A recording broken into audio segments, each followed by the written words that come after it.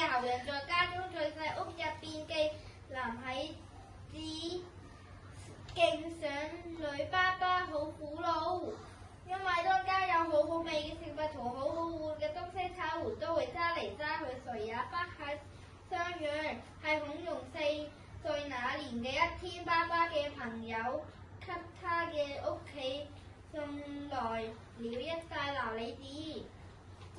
見過父親，呢個係李夫人。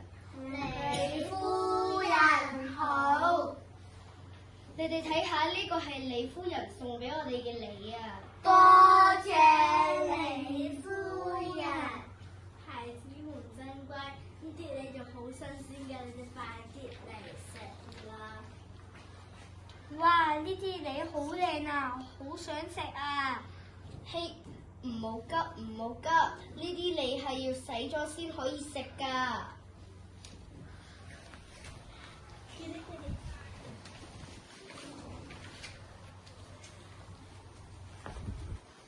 啲禮可以食啦。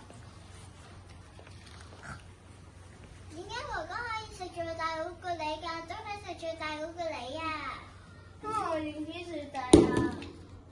唔公平啊！點解哥哥可以拎最大嗰個禮㗎？我都想食最大嗰個禮啊！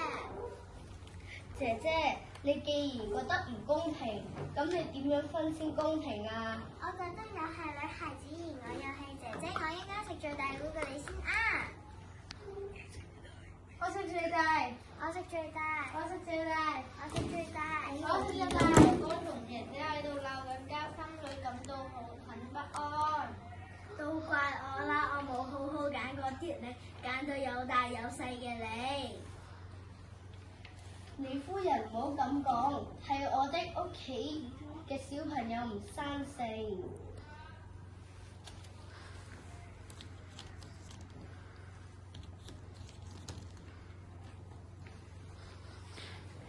容易，點解你揀最細嘅禮啊？因為我係年紀最細，所以我要攞最細嗰個禮啦。但哥哥姐姐比我大，所以佢哋要攞大嗰個禮啦。你唔想食最大嘅禮咩？呢啲禮係李夫人送俾我哋嗰啲禮，最大嗰個要俾佢哋啦。而爸爸媽媽係長輩，最好嗰個禮要俾佢哋啦。容易，你年紀咁細就識得謙讓同埋關愛兄弟，真係一個好孩子。好用你過嚟一下，李夫人，你咁細個就懂得感恩同埋謙讓你兄弟姊妹，咁個最大嘅禮就俾你啦。唔使啦，呢個留翻俾你啊，你就攞住啦，當你嘅獎勵。唔使啦，我都係食翻最細嗰個禮啦。我都食最細個禮啦。好啦，唔好爭啦！你哋全部都識得謙讓同埋關愛兄弟。等我一陣就切啲禮，之後就一齊分啦。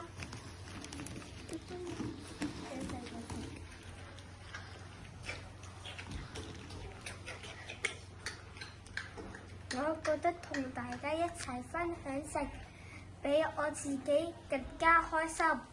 我哋要學習包容，再有一個樂於分享嘅人。